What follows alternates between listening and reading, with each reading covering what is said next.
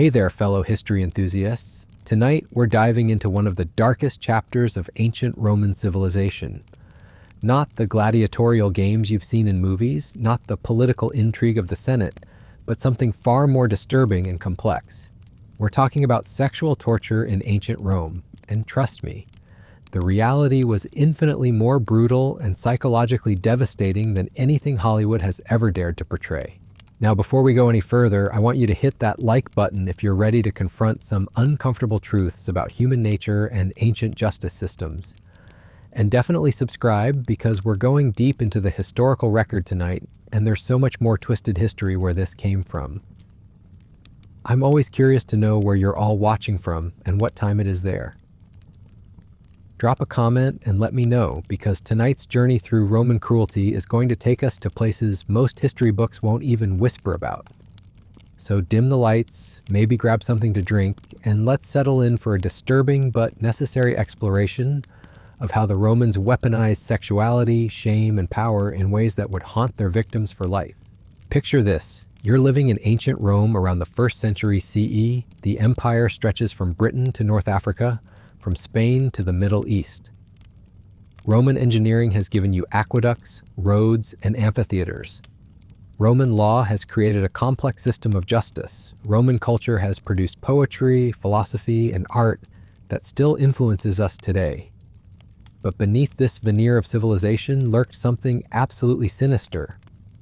A systematic approach to breaking the human spirit through sexual humiliation and torture that was so refined, so calculated, so psychologically devastating that it makes medieval dungeons look like summer camp.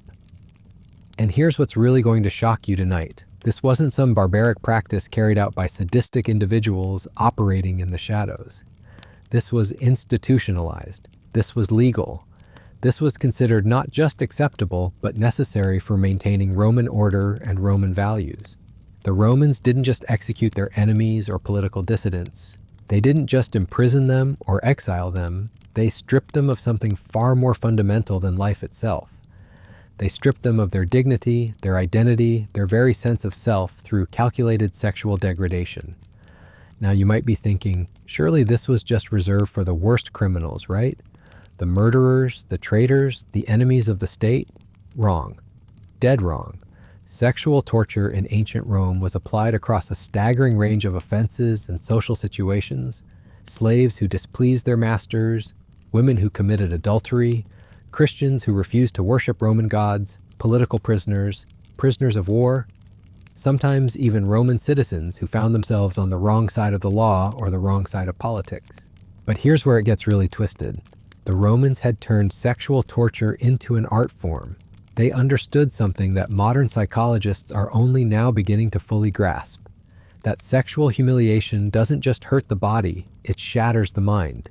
It doesn't just punish the individual, it sends a message to everyone watching about power, about submission, about what happens when you challenge Roman authority. And make no mistake, these tortures were often public spectacles.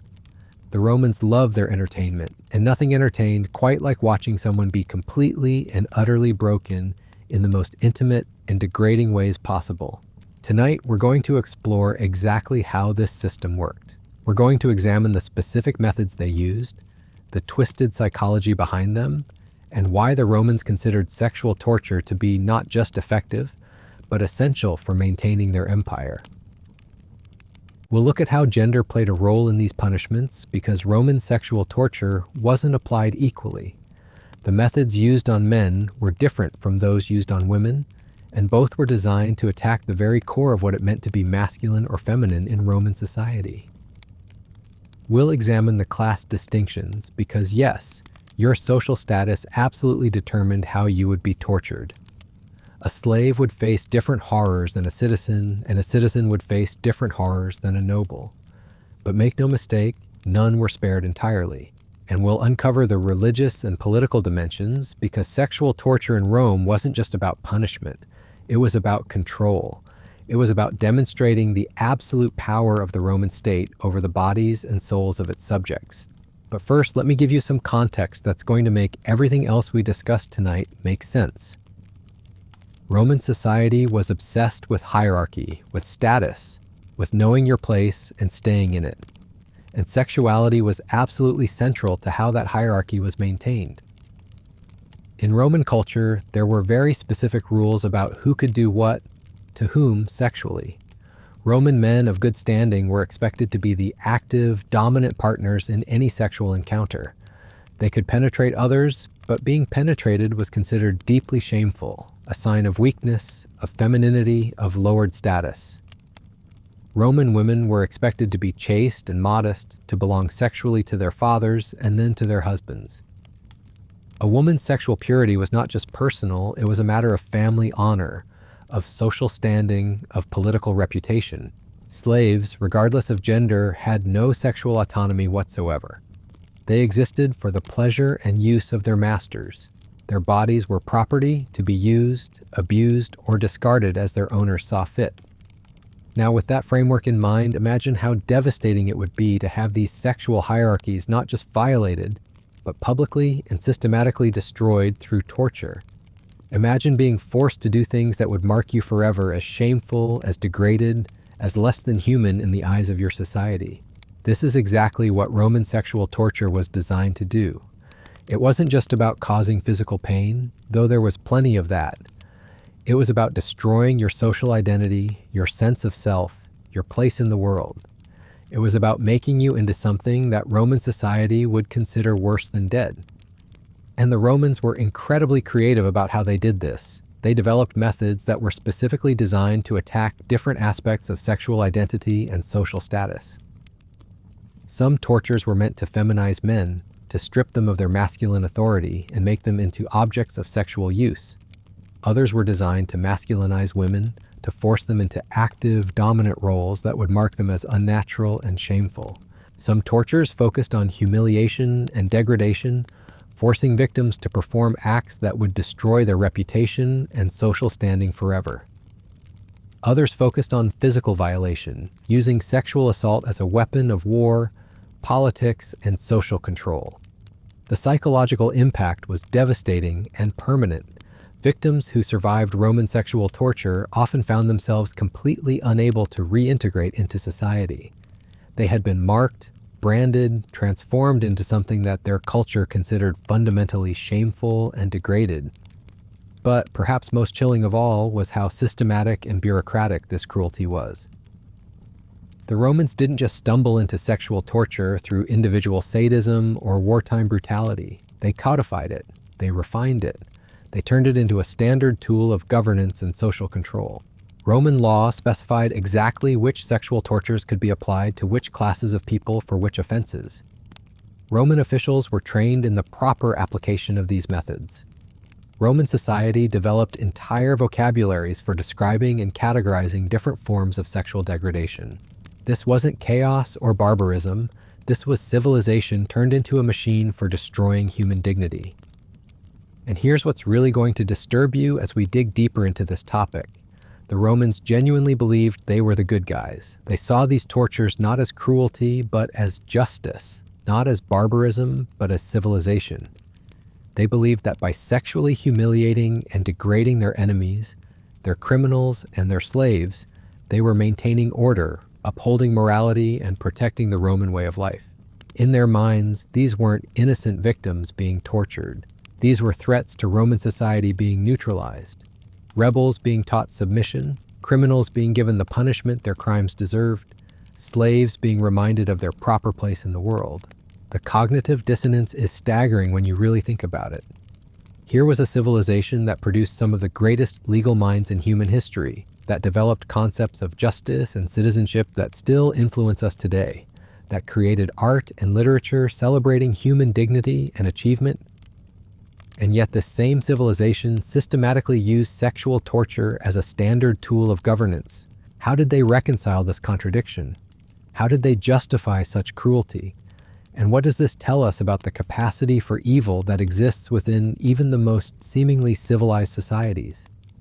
These are the questions we're going to explore as we delve deeper into the specific methods, victims, and psychology of Roman sexual torture. We're going to examine how the Romans used sex as a weapon, shame as a tool of control, and humiliation as a method of governance.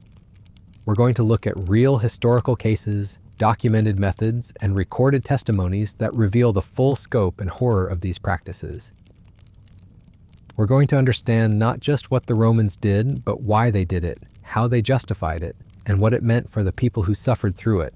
But I want to warn you right now, what we're about to explore is going to be disturbing. It's going to challenge your assumptions about ancient civilization, about human nature, and about the relationship between power and cruelty. Some of the methods we'll discuss are so twisted, so psychologically sophisticated in their brutality, that they're difficult to even comprehend. Yet this is history. This is what actually happened. These are real people who suffered in ways that most of us can't even imagine. And if we're going to understand the past, if we're going to learn from it, if we're going to prevent similar horrors from happening again, then we need to confront these uncomfortable truths. We need to understand how ordinary people can be turned into instruments of extraordinary cruelty. We need to examine how societies can normalize and institutionalize practices that we would consider utterly abhorrent.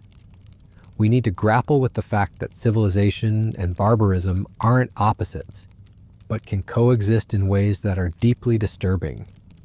So buckle up, because we're about to take a journey into the darkest corners of the Roman Empire.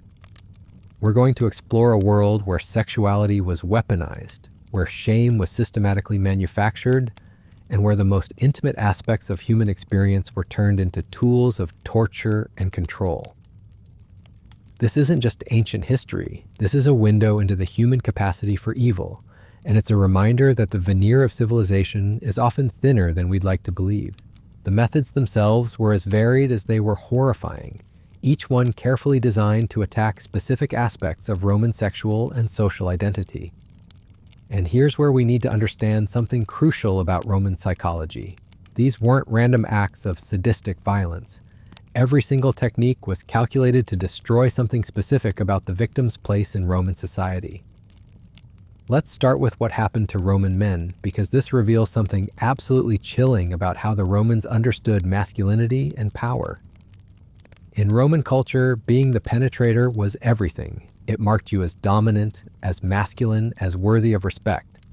Being penetrated, on the other hand, was the ultimate mark of shame and subordination. So when Roman authorities wanted to break a man completely, they didn't just beat him or kill him. They forced him into the receptive role in sexual acts. They would have him publicly penetrated by other men, by animals, by objects. They would force him to perform oral sex on his captors. They would make him beg for sexual contact, to degrade himself in ways that would permanently mark him as less than a man in Roman eyes. But here's what makes this even more twisted. The Romans often used slaves or gladiators to carry out these acts, men who were already considered socially dead, already stripped of their humanity. So the victim wasn't just being sexually violated, he was being violated by someone who Roman society considered beneath contempt. The humiliation was layered, calculated, designed to destroy every aspect of the victim's former identity. And they did this publicly, in the arena, in the forum, in front of crowds who would cheer and laugh and remember. Because the goal wasn't just to punish the individual, it was to send a message to every other Roman man about what happened when you challenged authority, when you stepped out of line, when you forgot your place. The psychological destruction was complete and permanent. A Roman man who had been sexually violated in this way could never again hold his head high in society. He could never again command respect, never again be seen as truly masculine, never again be considered worthy of citizenship or honor. He had been transformed into something that Roman culture considered worse than dead. For Roman women, the tortures were different, but equally devastating. Remember, a Roman woman's value was tied entirely to her sexual purity and modesty. Her chastity wasn't just personal, it was political. It belonged to her father, then to her husband, then to the state itself. So when the Romans wanted to destroy a woman, they attacked that purity directly. They would force her to have sex with multiple partners in public. They would make her perform with slaves, with animals, with criminals. They would strip her naked and parade her through the streets, allowing anyone to touch her, to use her, to degrade her. But perhaps most cruel of all, they would force her into the active, dominant role in sexual encounters. They would make her the penetrator, the aggressor, the one in control. In Roman thinking, this was almost worse than being violated because it marked her as unnatural, as masculine, as something monstrous and shameful. And just like with men, these tortures were often carried out in public, designed to be witnessed and remembered. A Roman woman who had been sexually tortured in this way was finished in society. She could never marry respectably, never be seen as virtuous, never regain her place in the social hierarchy. She had been transformed into something that Roman culture considered fundamentally corrupted and shameful. Now you might be wondering about physical attractiveness. Did the Romans care whether their victims were beautiful or ugly? The answer reveals something deeply disturbing about how they thought about sexual torture. For the most part, physical beauty was irrelevant to Roman sexual torture. This wasn't about desire or lust, it was about power and degradation. In fact, sometimes the Romans specifically chose unattractive victims because it added another layer of humiliation. Being forced to have sexual contact with someone considered physically repulsive was seen as even more degrading than being violated by someone attractive. But when they did torture physically beautiful victims, they often took special care to destroy that beauty in the process. They would mutilate faces, scar bodies, brand victims in visible places. The message was clear. Even if you were blessed with physical gifts, even if you were once considered desirable, you are now nothing but an object for our use and disposal. The Romans also developed specific tortures that played on Roman concepts of gender and sexuality in particularly twisted ways.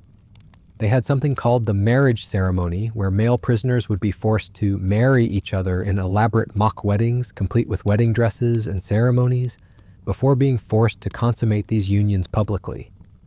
The entire spectacle was designed to humiliate not just the victims, but the very concept of Roman marriage and masculine authority. They had devices specifically designed for sexual torture. Iron implements that could be inserted and manipulated to cause maximum pain and humiliation. Restraints that positioned victims in degrading poses for extended periods. Mechanical devices that could force victims into sexual positions or acts against their will. Perhaps most disturbing of all was something called the pleasure punishment. This involved stimulating victims sexually while simultaneously torturing them in other ways. The goal was to create a psychological association between pleasure and pain to break down the victim's sense of their own body and desires. Victims who experienced this type of torture often suffered permanent psychological damage, unable to experience normal sexual feelings for the rest of their lives. The Romans also used sexual torture as a form of interrogation.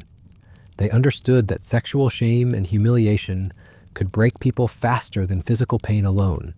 They would threaten prisoners' family members with sexual torture, force prisoners to watch their loved ones being violated, or promise to stop the torture only if the prisoner provided information or confessions. Class distinctions played a crucial role in how these tortures were applied. Roman citizens, even when convicted of serious crimes, were often protected by law from the most degrading forms of sexual torture. They might be executed, but they usually couldn't be sexually violated in public. Slaves, on the other hand, had no such protections. They could be tortured in any way their masters or the authorities saw fit.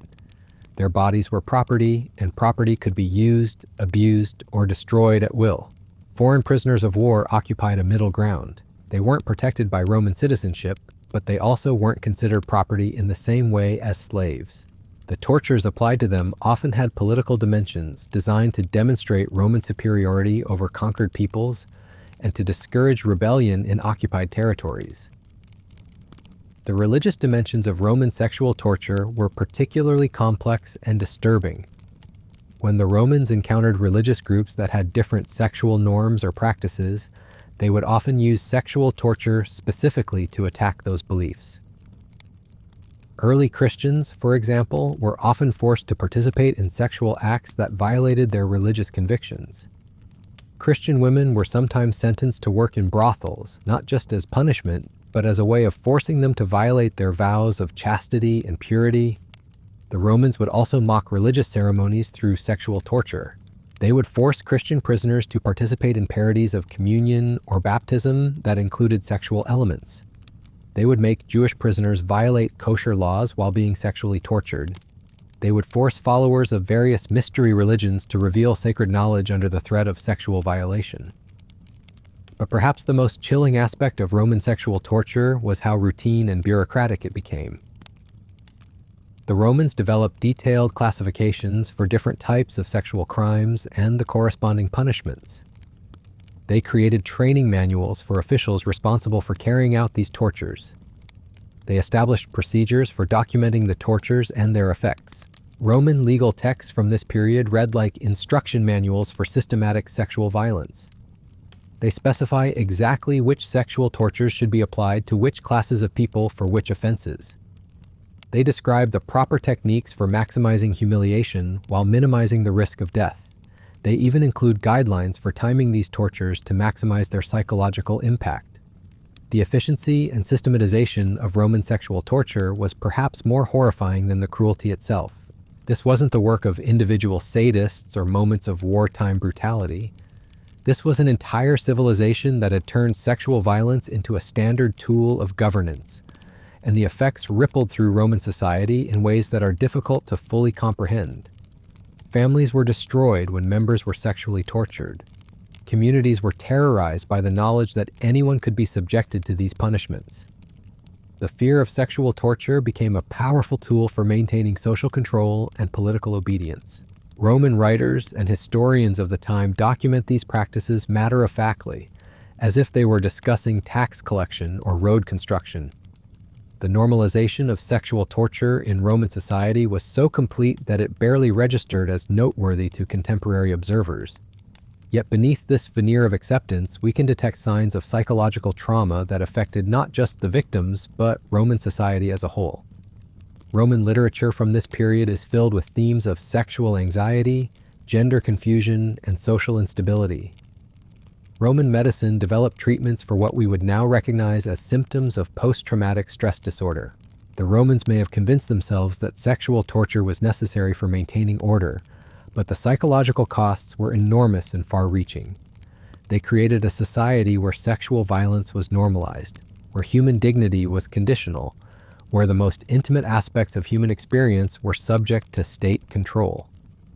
As we continue to explore this dark chapter of Roman history, we'll examine specific historical cases that illustrate these practices in action.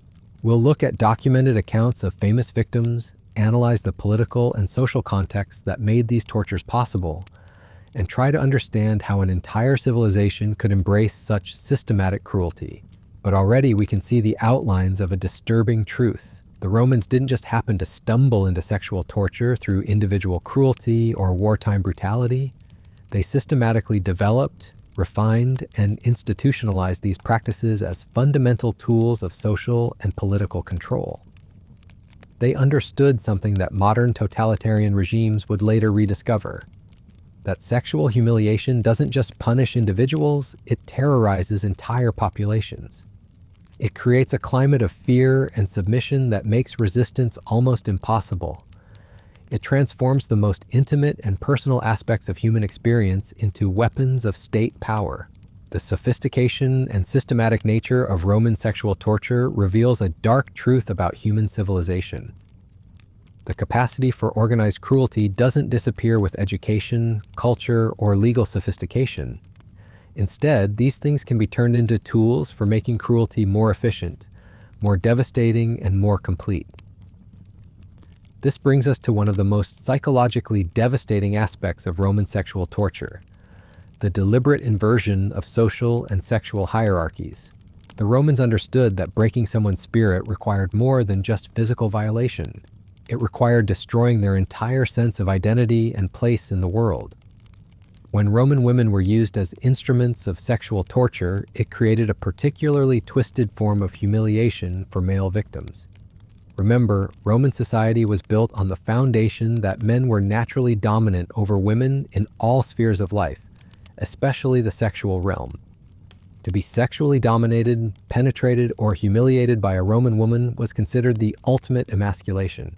The Romans would force high-ranking male prisoners to submit sexually to female slaves, prostitutes, or even noble women who had been coerced into participating in these tortures.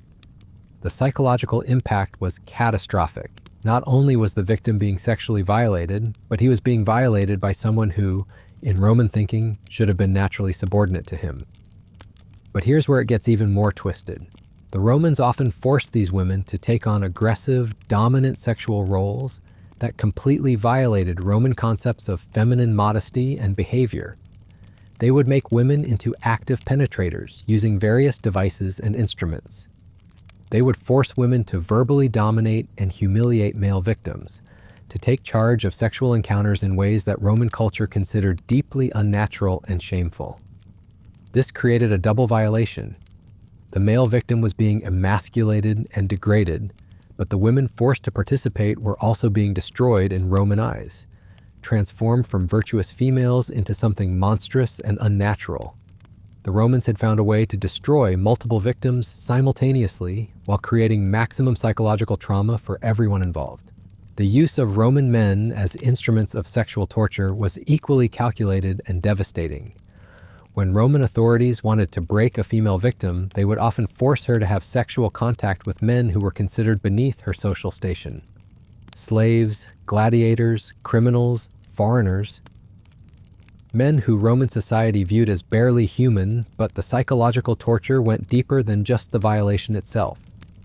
These men were often forced to perform acts that went against their own sense of masculinity and honor. Roman men, even slaves and criminals, were expected to maintain certain standards of masculine behavior.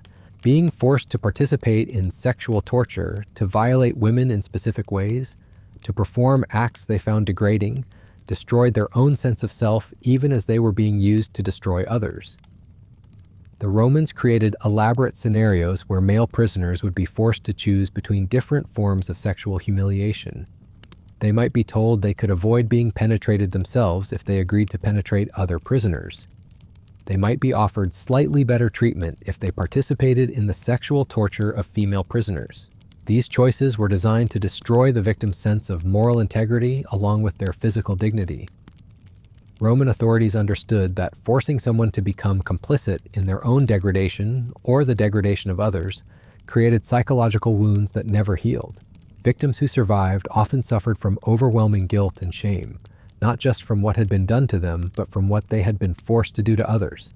The Romans also developed specific tortures that played on Roman religious and cultural taboos around sexuality. They would force victims to have sexual contact during religious festivals when such activities were forbidden. They would make prisoners violate sacred spaces through sexual acts. They would use religious symbols and objects in sexual torture, creating associations between the sacred and the profane that would haunt victims for life. One particularly cruel practice involved forcing family members to participate in each other's sexual torture. Fathers would be made to watch their daughters being violated, or even worse, forced to participate in the violation themselves. Mothers would be compelled to assist in the sexual torture of their sons. Spouses would be made to betray each other in the most intimate ways possible. The psychological devastation of these family-based tortures was complete and permanent. Even if family members survived, their relationships were destroyed forever. The bonds of love, trust, and protection that held families together were shattered by the forced participation in sexual violence. The Romans had found a way to destroy not just individuals, but entire family units and social networks. The question of physical attractiveness in Roman sexual torture reveals something deeply disturbing about how these practices were conceptualized and carried out. Contrary to what you might expect, physical beauty often made the torture worse, not better. When the Romans tortured physically attractive victims, they took special pleasure in destroying that beauty. Beautiful women would have their faces scarred, their hair cut off, their bodies marked with brands or tattoos that would permanently mark them as sexually available to anyone. The message was clear: even the gifts of the gods could not protect you from Roman power. Attractive men faced similar treatment, but with additional psychological dimensions. Roman culture prized masculine beauty, but only when it was paired with dominance and power. An attractive man who had been sexually violated and feminized became a living contradiction, a reminder of how completely Roman authority could transform and destroy even the most blessed individuals. But perhaps more disturbing was how the Romans treated unattractive victims. These individuals faced tortures specifically designed to emphasize their physical shortcomings. They would be forced into sexual situations where their lack of physical appeal became part of the humiliation. They would be mocked and degraded for their appearance even as they were being violated. The Romans developed a particularly cruel practice called beauty contests, where prisoners of varying physical attractiveness would be forced to compete sexually for slightly better treatment or reduced torture.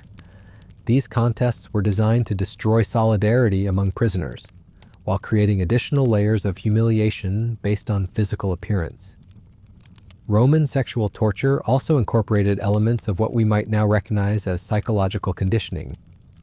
Victims would be subjected to repeated cycles of sexual violation and reward, creating confused psychological associations that made normal relationships impossible even after the torture ended. They would use sexual pleasure as a weapon, forcing victims to experience physical arousal during torture sessions, then shaming them for their body's natural responses. This created deep psychological conflicts that could never be resolved, leaving victims feeling complicit in their own violation. The Romans understood that human sexuality was complex and could be manipulated in ways that created lasting psychological damage.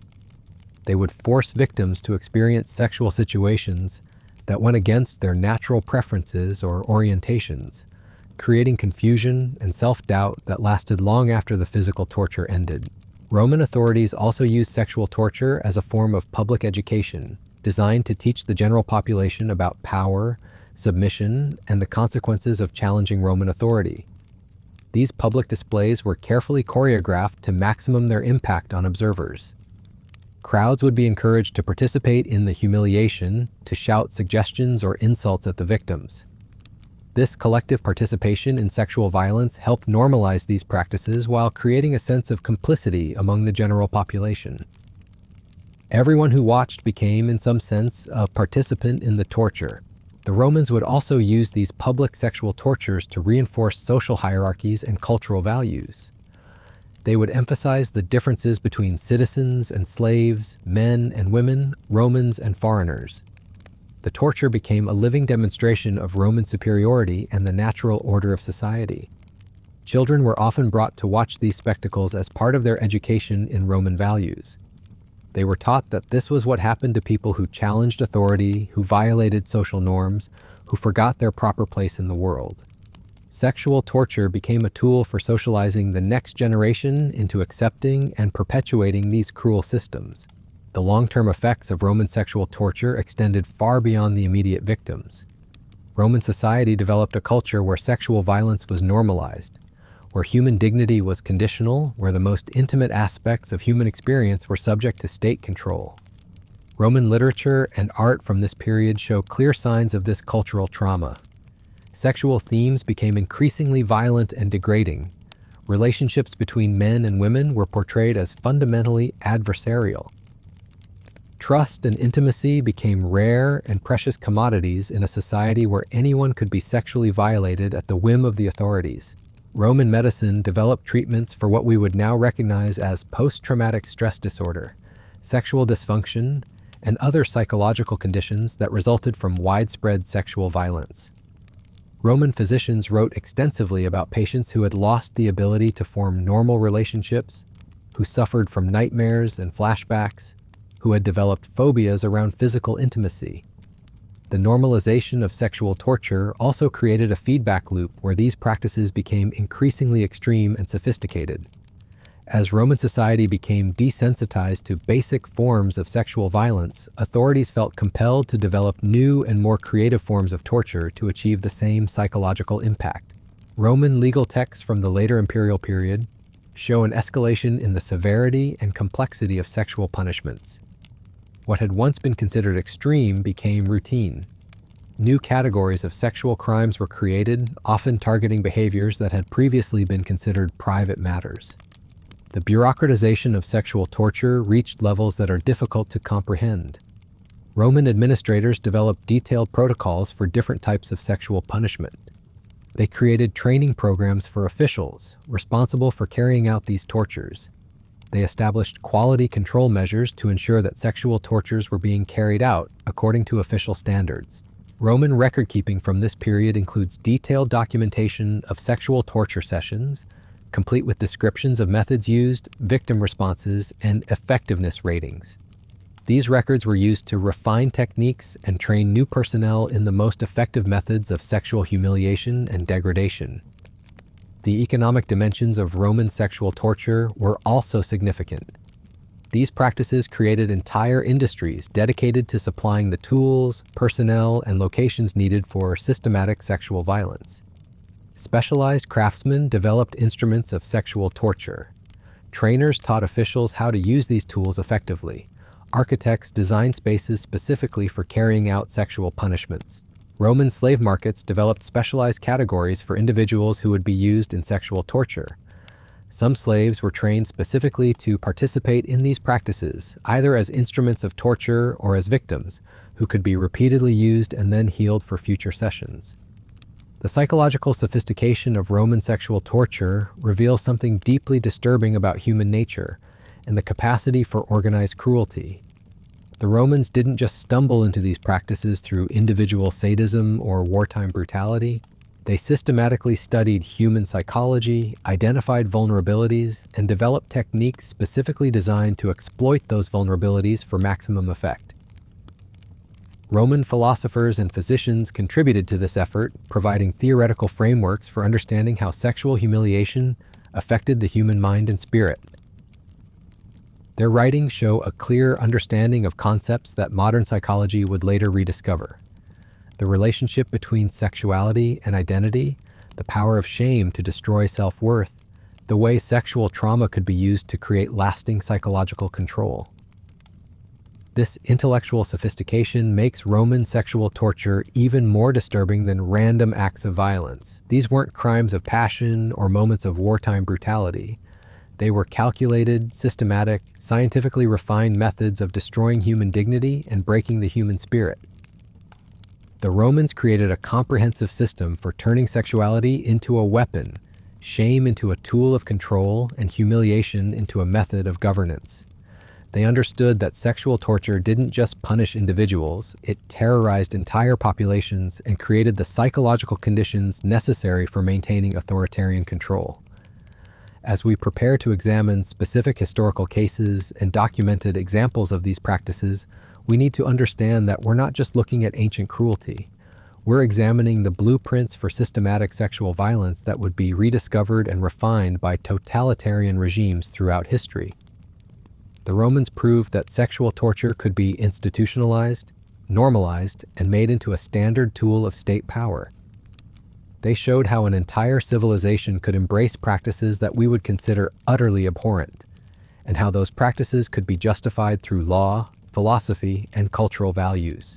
The sophistication and systematic nature of Roman sexual torture stands as one of history's most disturbing examples of how human intelligence and creativity can be turned toward the destruction of human dignity.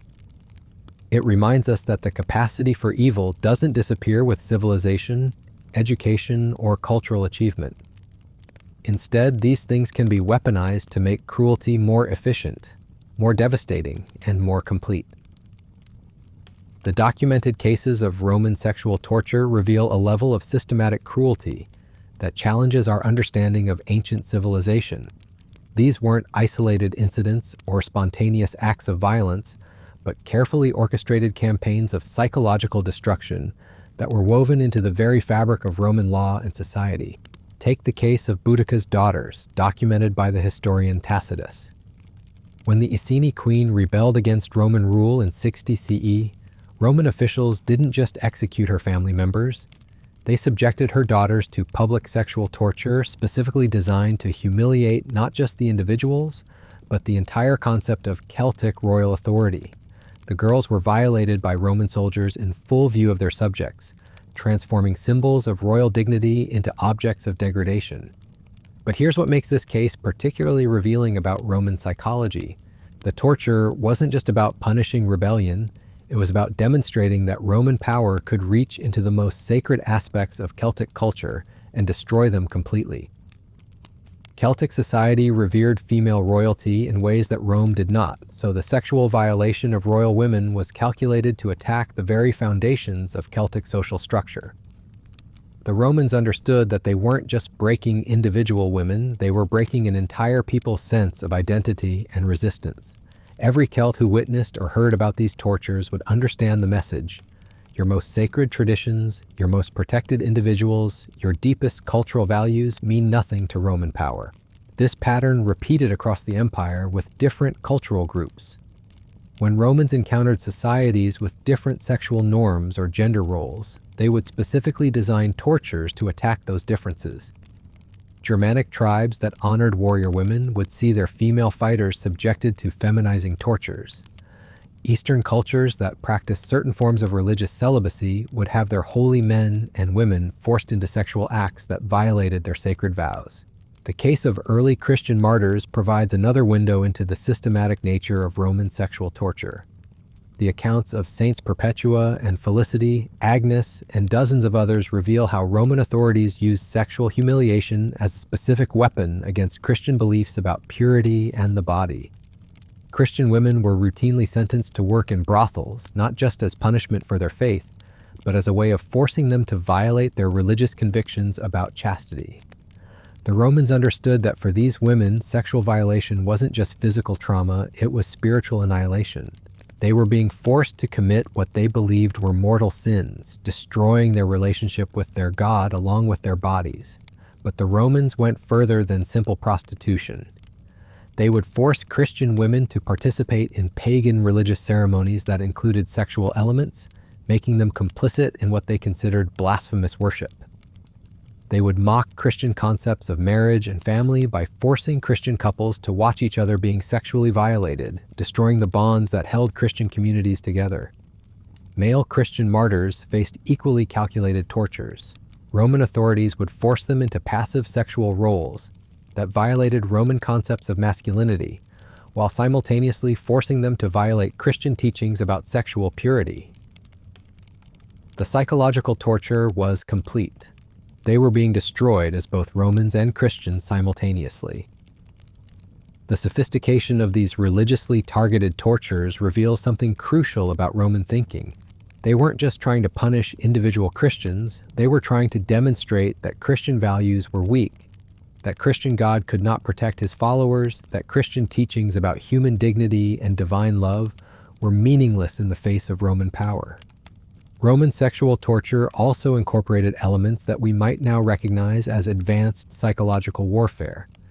They would force victims to make impossible choices between different forms of degradation, creating guilt and self-blame that lasted long after the physical torture ended. A common technique involved offering prisoners the choice between being sexually violated themselves or watching their family members being tortured. Whatever choice they made, they would be haunted by guilt and self-recrimination. If they chose to protect themselves, they felt responsible for their loved ones' suffering. If they chose to sacrifice themselves, they often still had to watch their family members being tortured anyway, adding betrayal to their trauma.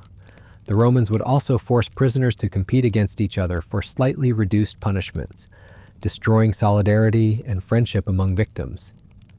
Prisoners might be told that whoever performed certain sexual acts most enthusiastically would receive better food or medical treatment. These competitions created lasting psychological wounds as victims were forced to participate in their own degradation while betraying their fellow sufferers. Perhaps most cruelly, the Romans would sometimes offer false hope to victims, promising freedom or mercy in exchange for sexual compliance, then reneging on these promises after the acts were completed. This pattern of deception created a particular form of psychological trauma where victims lost not just their dignity, but their ability to trust or hope.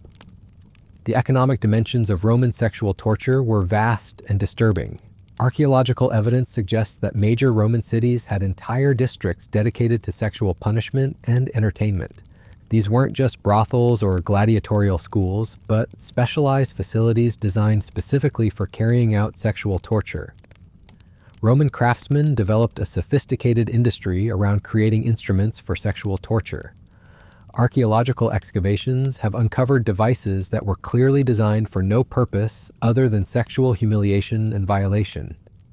These tools were manufactured, sold, and distributed throughout the empire like any other commercial product. The Romans also developed a market for what we might call sexual torture tourism. Wealthy Romans would travel to see famous prisoners being sexually tortured, treating these events as entertainment comparable to gladiatorial games or theatrical performances. They would pay premium prices for the best viewing positions and the most elaborate torture scenarios. Roman entrepreneurs created businesses around providing victims, locations, and services for sexual torture. Some specialized in training slaves to participate in these activities. Others focused on developing new techniques or devices. Still others provided medical services to keep victims alive through extended torture sessions. The normalization of this commercial sexual violence created a feedback loop where increasingly extreme practices became routine. As Roman audiences became desensitized to basic forms of sexual torture, entrepreneurs felt pressure to develop new and more shocking spectacles to maintain public interest. Roman legal documents from this period reveal the bureaucratic sophistication with which sexual torture was administered. Different categories of sexual punishment were specified for different crimes, with detailed procedures for determining which tortures should be applied to which classes of victims. Roman officials were required to document sexual torture sessions in official reports that included descriptions of methods used, victim responses, and assessments of effectiveness. These reports were filed with central authorities and used to refine techniques and train new personnel. The legal framework also specified procedures for medical care during sexual torture sessions. Roman authorities wanted to maximize psychological trauma while minimizing the risk of death, so they developed protocols for keeping victims alive through extended periods of sexual violence. Doctors were employed specifically to monitor victims' physical condition and recommend adjustments to torture techniques. Roman law even specified procedures for quality control in sexual torture, with senior officials responsible for ensuring that punishments were being carried out according to established standards. Officials who failed to follow proper procedures could themselves face punishment, creating a system where sexual violence was not just normalized but professionally regulated. The psychological sophistication of Roman sexual torture extended to their understanding of long-term trauma and social control. Roman authorities recognized that sexual torture victims who survived often became powerful deterrents to others, considering resistance or rebellion. Survivors were often deliberately kept visible in Roman society, their degradation serving as ongoing warnings to others. They might be assigned to public roles where their shame would be constantly on display, or forced to participate in civic ceremonies where their humiliation would be repeatedly renewed. The Romans understood that sexual torture created not just individual trauma, but community-wide terror. Everyone who knew a victim, who witnessed a torture session, or who even heard stories about these practices, lived with the knowledge that they too could be subjected to such treatment. This created a climate of fear and submission that made organized resistance extremely difficult. Roman sexual torture also incorporated elements designed to destroy cultural memory and identity. Victims from conquered territories were often forced to participate in acts that violated their people's most sacred traditions, then sent back to their communities as living reminders of Roman power and cultural superiority. These returning victims carried with them not just personal trauma, but the destruction of cultural symbols and practices that held their communities together.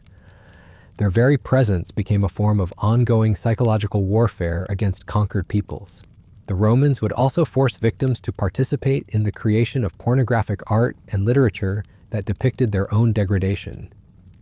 These materials were then distributed throughout the empire, ensuring that the victim's humiliation would be preserved and remembered long after the initial torture ended.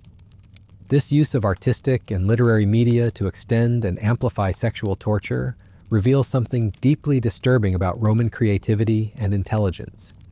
They had found ways to turn human artistic impulses into tools of systematic cruelty, creating permanent records of human degradation that served as both entertainment and intimidation. The class distinctions in Roman sexual torture reveal the sophisticated ways Romans thought about social hierarchy and human worth. While Roman citizens enjoyed some legal protections from the most extreme forms of sexual torture, These protections were conditional and could be revoked under various circumstances.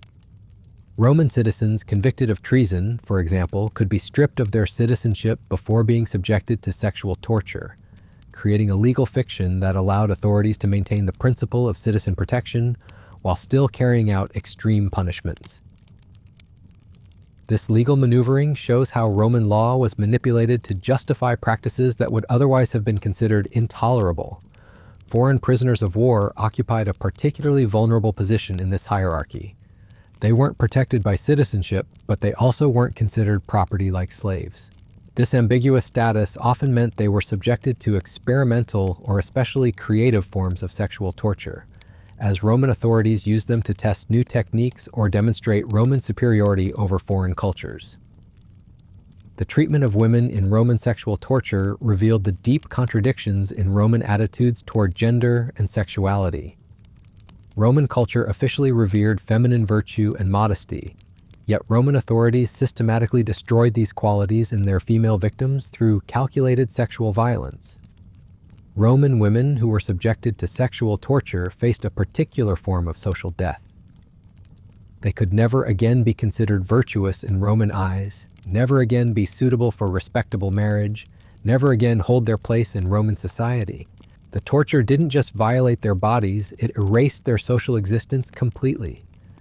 But perhaps most disturbing was how Roman authorities would force other women to participate in these tortures, creating complex webs of complicity and victimization. Noble Roman women might be coerced into participating in the sexual torture of slave women or foreign prisoners, destroying their own sense of virtue while carrying out violence against others. These forced participations created lasting psychological trauma for all involved while serving Roman goals of social control. When respectable Roman women were made complicit in sexual violence, it normalized these practices throughout Roman society while destroying potential sources of moral opposition. The religious dimensions of Roman sexual torture extended beyond simple anti-Christian persecution to encompass systematic attacks on any religious or spiritual practices that challenged Roman authority. Mystery cults, foreign religions, and even traditional Roman religious practices could become targets if they were associated with political resistance or social deviance. Roman authorities would force religious leaders to violate their sacred vows through sexual acts, destroying their spiritual authority while demonstrating Roman power over all forms of divine worship. They would desecrate religious spaces through sexual torture, creating associations between the sacred and the profane that would haunt believers for generations. The Romans also used sexual torture to attack specific religious concepts that they found threatening. Religions that taught about human dignity, divine love, or spiritual equality were particular targets, as these ideas challenged Roman concepts of natural hierarchy and social order. By forcing adherents of these religions to participate in degrading sexual acts, Roman authorities were trying to prove that such elevated spiritual concepts were meaningless in the face of physical power and human weakness. The torture became a form of theological argument, using sexual violence to make points about the nature of divinity, humanity, and power. As we continue to examine the historical record of Roman sexual torture, we begin to see how these practices affected not just individual victims, but entire communities, cultures, and generations. The Romans had created a system of sexual violence so comprehensive and sophisticated that it reshaped the psychological landscape of their entire empire. The effects rippled outward from individual victims to families, communities, and conquered peoples, creating waves of trauma that lasted for generations. Children grew up in a world where sexual violence was normalized, where human dignity was conditional, where the most intimate aspects of human experience were subject to state control. Roman sexual torture wasn't just a tool of punishment or even social control. It was a method of psychological colonization, a way of reshaping human consciousness itself to accept Roman authority as natural and inevitable. The sophistication and systematic nature of these practices represents one of history's most disturbing examples of how human intelligence can be turned toward the systematic destruction of human dignity. Yet understanding these practices is crucial if we want to recognize and prevent similar horrors in our own time. The psychological techniques developed by Roman authorities have been rediscovered and refined by totalitarian regimes throughout history. The bureaucratic systems they created for administering sexual violence have served as blueprints for modern forms of systematic oppression. By examining Roman sexual torture in all its disturbing detail, we gain insight not just into ancient cruelty, but into the human capacity for organized evil. We see how civilization and barbarism can coexist, how intelligence and creativity can be weaponized, how entire societies can normalize practices that we would consider utterly abhorrent. The victims of Roman sexual torture deserve to be remembered not just as statistics or examples, but as human beings who suffered in ways that most of us cannot imagine. Their pain was real, their degradation was systematic, and their courage in enduring these horrors while maintaining some vestige of human dignity represents one of the most profound testimonies to the resilience of the human spirit. As we prepare to examine even more specific and disturbing aspects of Roman sexual torture, we must remember that we are dealing with real human suffering on an almost incomprehensible scale. These weren't abstract historical processes, but individual lives destroyed by systematic cruelty that was embedded in the very foundations of Roman civilization. The hierarchical nature of Roman sexual torture became even more psychologically devastating when we examine who was forced to carry out these acts and why their identities mattered so profoundly to the victim's sense of degradation. When Roman women were used as instruments of sexual torture against male prisoners, the psychological destruction was carefully calculated around Roman concepts of natural order and masculine authority. Remember, Roman society was built on the fundamental belief that men were naturally superior to women in all aspects of life, particularly in matters of sexuality and power. For a Roman man to be sexually dominated by a woman wasn't just physically humiliating, it was a complete inversion of what Romans considered the natural order of the universe. But the Romans made this even more twisted by specifically choosing which women would participate in these tortures. Sometimes they would use slave women, emphasizing that the victim was being dominated by someone considered barely human in Roman eyes. Other times they would force noble Roman women to participate, destroying not just the male victim, but also the women who were compelled to violate every principle of feminine virtue that Roman society held sacred. The women forced into these roles faced their own form of psychological annihilation. Roman culture defined femininity through modesty, passivity, and sexual purity. When Roman authorities forced women to become sexually aggressive, to dominate men, to take active roles in sexual violence, they were transforming these women into something that Roman society considered fundamentally monstrous and unnatural. These female participants often suffered trauma that was just as severe as their victims. They were being forced to destroy their own identity as virtuous Roman women, while simultaneously destroying the masculinity of their victims. The Romans had found a way to create multiple layers of psychological devastation with a single act of sexual violence. The use of Roman men as instruments of sexual torture revealed equally sophisticated psychological manipulation. When Roman authorities wanted to break female victims, they would carefully select male participants based on their social status and the specific type of humiliation they wanted to achieve. Sometimes they would force high-ranking Roman men to participate in the sexual torture of women from their own social class, destroying bonds of respect and protection that held Roman society together. A senator might be forced to sexually violate the wife or daughter of another senator, creating lasting shame for both the perpetrator and the victim, while demonstrating that Roman authority could compel even the most prestigious citizens to commit acts they found abhorrent. Other times, they would use men from the lowest social classes, slaves, gladiators, or criminals, to torture noble women. The message was clear: Roman power could reduce the most exalted women to objects for the use of the most despised men. The social inversion was complete and devastating, but perhaps most psychologically damaging was when Roman authorities forced men to choose between different forms of participation in sexual torture. They might be told they could avoid being tortured themselves if they agreed to torture others. They might be offered protection for their families in exchange for participating in sexual violence against strangers. These choices created psychological wounds that never healed. Men who participated to save themselves or their loved ones were haunted by guilt and self-loathing. Those who refused often had to watch their families suffer anyway, adding the torture of helplessness to their own physical violation. The Romans understood that forcing someone to become complicit in sexual violence created a particular form of psychological destruction that went beyond simple victimization. They weren't just breaking bodies, they were shattering moral identities and turning victims into unwilling participants in their own degradation.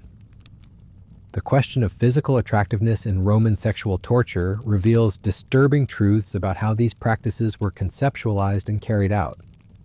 Contrary to what you might expect, physical beauty often made the torture more psychologically devastating, not less. When the Romans tortured physically attractive women, they took special care to destroy that beauty as part of the punishment. Beautiful women would have their faces scarred with knives or brands, their hair cut off or burned away, their bodies marked with permanent tattoos or mutilations that would forever mark them as sexually available to anyone. The destruction of beauty wasn't incidental to the torture, it was central to it. The Romans understood that physical attractiveness was a form of power and status, particularly for women. By systematically destroying that attractiveness, they were stripping away not just physical appeal, but social value and personal identity. Beautiful women who survived Roman sexual torture often found themselves in a particularly cruel psychological trap. They retained enough of their former attractiveness to remember what they had lost, but were marked and scarred in ways that made them social outcasts. They existed in a liminal space between their former identity and their degraded present, unable to fully embrace either. The torture of attractive men followed similar patterns but with different psychological dimensions. Roman culture prized masculine beauty, but only when it was combined with dominance and power. An attractive man who had been sexually violated and feminized became a living contradiction, a reminder of how completely Roman authority could transform even the most physically blessed individuals.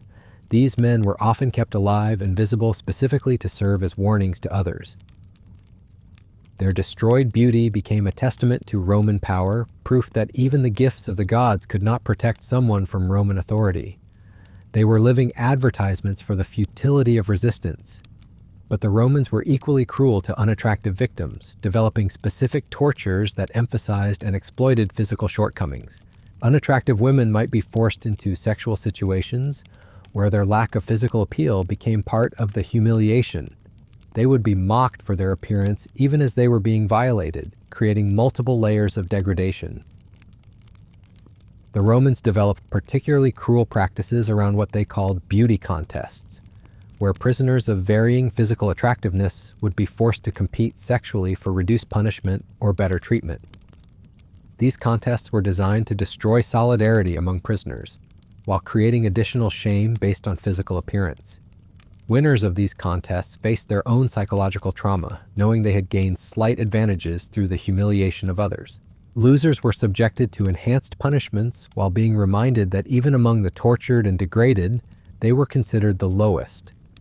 The systematic nature of Roman sexual torture extended to the development of specific techniques designed to attack different aspects of human sexuality and identity. Roman authorities didn't just randomly violate their victims, they carefully selected methods that would cause maximum psychological damage based on the victim's gender, social class, cultural background, and individual vulnerabilities. For Roman men, the most devastating tortures were those that attacked their sense of masculine authority and sexual dominance. They would be forced into receptive roles in sexual acts, made to perform oral sex on their captors, or violated by objects, animals, or multiple partners simultaneously. But the psychological torture went deeper than the physical acts. Roman men were forced to beg for sexual contact, to express gratitude for their violation, to compete with other prisoners for the privilege of being tortured in specific ways. They were made to participate in elaborate mock ceremonies where their masculinity was formally stripped away and they were transformed into women or slaves. The Romans also developed techniques that played on Roman concepts of honor and family loyalty. Male prisoners might be forced to choose between being violated themselves or watching their sons, fathers, or brothers being tortured. Whatever choice they made would haunt them with guilt and self-recrimination. For Roman women, the tortures were designed to attack their sense of virtue, modesty, and sexual purity. They would be stripped naked and paraded through public spaces, forced to have sex with multiple partners in full view of crowds, or made to perform with slaves, animals, or criminals. But the Romans understood that for many women, the loss of sexual autonomy wasn't the most devastating aspect of these tortures. More crushing was the destruction of their social identity and family relationships. Women who survived sexual torture could never again be considered suitable for respectable marriage, never again hold their place in Roman society, never again be seen as virtuous daughters or mothers. Roman authorities would often force women into active, dominant sexual roles that completely violated Roman concepts of feminine behavior. They would make women penetrate other prisoners, force them to take aggressive roles in sexual encounters, or compel them to direct and participate in the torture of other victims. This forced masculinization was considered almost as shameful as sexual violation itself. Roman women who were made to act in masculine ways were seen as unnatural monsters who had violated the fundamental order of the universe. They faced not just the trauma of sexual violence, but the complete destruction of their gender identity. The Romans also developed tortures specifically designed to attack maternal instincts and family bonds. Mothers might be forced to participate in the sexual torture of their own children, or children might be forced to watch their mothers being violated. These family-based tortures created psychological wounds that affected entire family lines for generations. The religious dimensions of Roman sexual torture were particularly sophisticated and cruel. Roman authorities understood that many people derived their sense of identity and moral worth from their religious beliefs, so they developed techniques specifically designed to attack and destroy those spiritual foundations.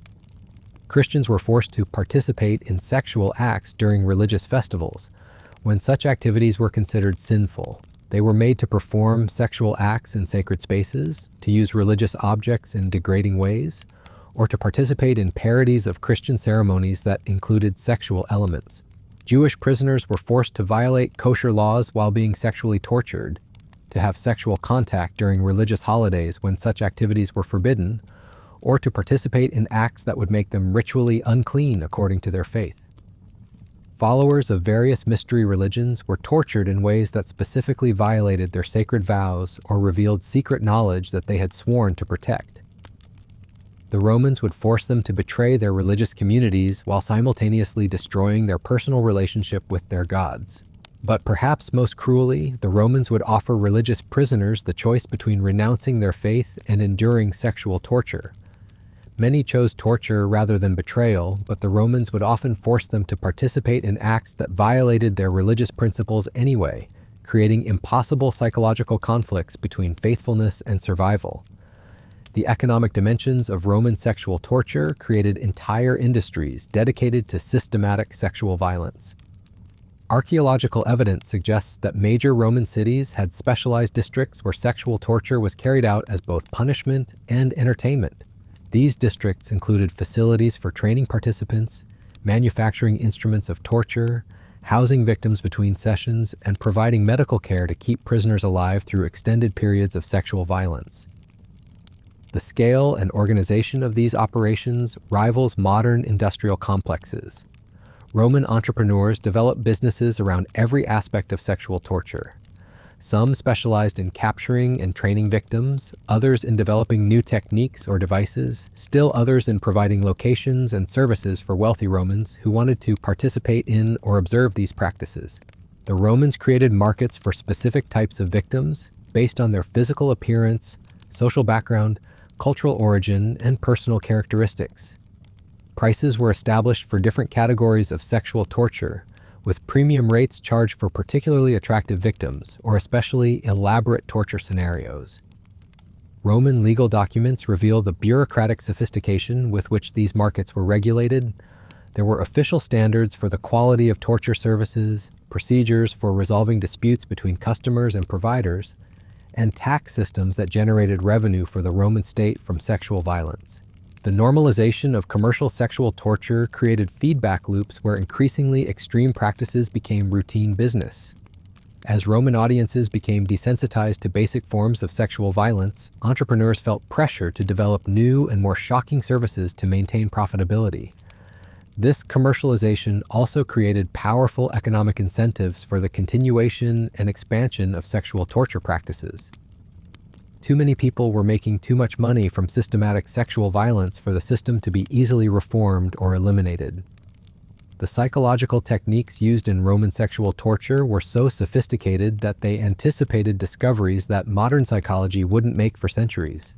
Roman authorities understood concepts like conditioning, trauma bonding, learned helplessness, and identity destruction that wouldn't be formally recognized by medical science until the 20th century. They would subject victims to alternating cycles of extreme torture and relative kindness, creating psychological dependencies where victims became grateful for small mercies and began to identify with their torturers. This Stockholm Syndrome effect made victims less likely to resist or seek escape even when opportunities arose. Roman torturers were trained to recognize and exploit individual psychological vulnerabilities.